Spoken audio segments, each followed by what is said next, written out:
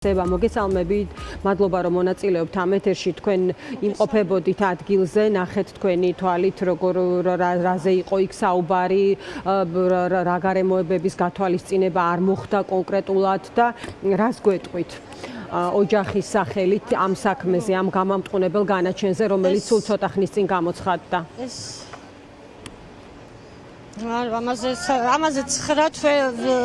ამაზე ყოველ სასამართლო პროცესზე 9 თვის განმავლობაში ტყუილ არიან ეს ბავშვები სულ ყველანი. მე დათოხომერიქზე ვლაპარაკობ ძირითადად.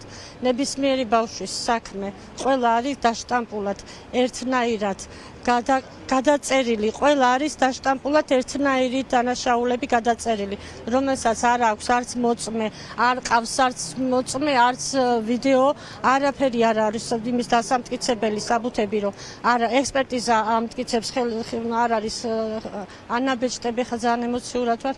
აი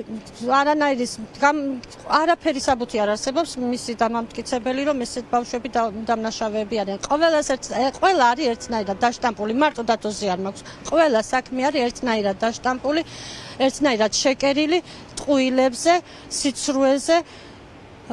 ჩვენ კიდევ ყველას გვაქვს სასამართლოს განაჩენის გამოტანის სასამართლო რას ქვია? სასამართლო არის სასამართლო, რომელსაც სასამართლებელი განაჩენი გამოაქვს და არ ვიცი, სიცრუეში ვცხოვრობ, ცირკია, თეატრია, ამას სასამართლო აღარ ქვია.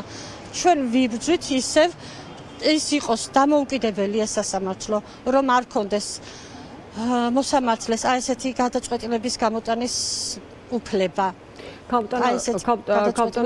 ნახა ჩვენმა მაყურებელმა პირველებში თუ გესმის ჩემი ხმა, საკმაოდ ემოციური იყო მისი მიმართვა და მას ჰქონდა კითხვები თუ რის საფუძველზე მოხდა ამ გადაწყვეტილების გამოტანა, იმიტომ რომ რეალურად მტკიცებულებების შეგროვება ამ განაჩენის დასაყენებლად ადმინისტრაციული ჯარიმით და ადმინისტრაციული ჯარიმით არის დაკავებული პირველ ეტაპზე და შემდეგ უკვე ეს შეკერილი ბრალდებით სისხლის სამართლით მოლოტოვზე, ეს უკვე მთლიანად მაგათი შეკერილი სისხლის სამართალი.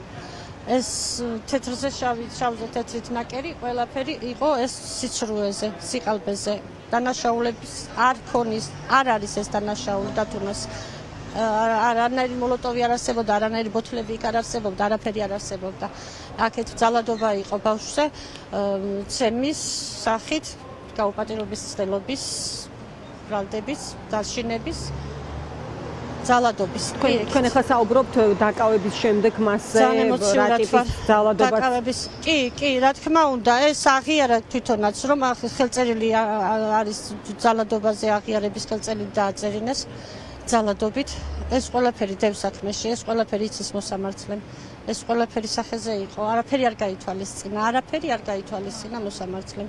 საერთოდ ეს 9 თვე ტყუილად ამ ხელა სასამართლოები იმართებოდა, ეს ფარისეულად გადატანით, გადმოტანით, ეს აქამდეც უნდა გარეთ ყოფილიყვნენ ეს ბავშვები. გასაგებია. დიდი მადლობა ქალბატონო ევა, მესმის აბსოლუტურად თქვენი ემოციური მდგომარეობის შესახებ.